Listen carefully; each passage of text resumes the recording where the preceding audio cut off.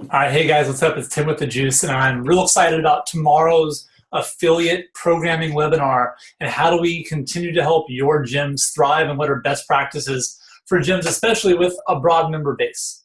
Right? As we grow, we know that now we have more new people, more challengers, more people that were challengers now are doing RX or the regular group training, and now more people from your training that are doing better and wanting to compete or just wanting more out of your training. This is something that me and Chris Horndyke from Factory Forge, who's going to be on there tomorrow also, have been talking about as long as I've really known him, since 2010. Chris, are you that old now? I think Chris is that old officially, but I can have known him from 2010.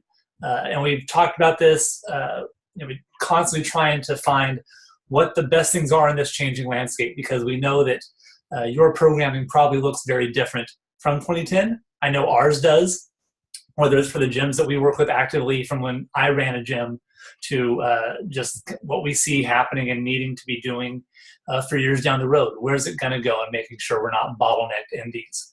A few of the DMs that I've gotten, those of you that are slick enough to slide in my DMs, three big questions I want to kind of tease out a little for tomorrow. Our first one about lesson plans. Is there value in creating lesson plans for your coaches? Whether it's on a time blocking schedule, is that something that's important? How structured, if that is, should it be? Or is that something that everyone should just be finding their own path through as a coach? And what does that then mean for your product? Because I believe your product is your coaching. The second big one that we've been talking about is, now we talk about coaching and lesson plans.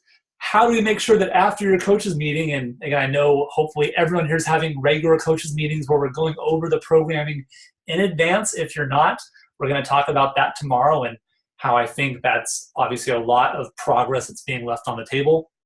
How do we make sure that after your coaches meetings are done, that it doesn't get lost in translation?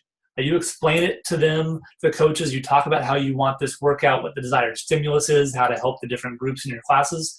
And come next Friday or 2 Fridays from now, they're like, it's a chip or it's a sprint. And you're like, there's 45, there's too many reps, there's not a sprint. Like, how do we make sure that happens, that your members continue to see value in the coaching?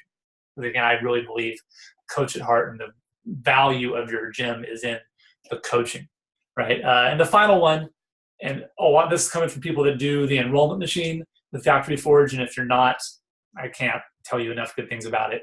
But that's not for right now. It's if you have a challenger or a competitor, who do you try and help? And can you help both at the same time?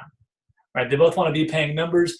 Can you help both at the same time? And if so, how do you help both of those groups? Because those are on the ends of the spectrum of people in terms of how long they've been there, what they expect from you. Maybe they're even in relationship with you as a coach or as a fellow coach in your gym potentially. How do we help make best practices to serve everyone and in the same class so the group is strong and we're not slowly tethering out? Tomorrow, Wednesday, June 13th, 10 a.m. Pacific, 12 Central, 1 p.m. Eastern.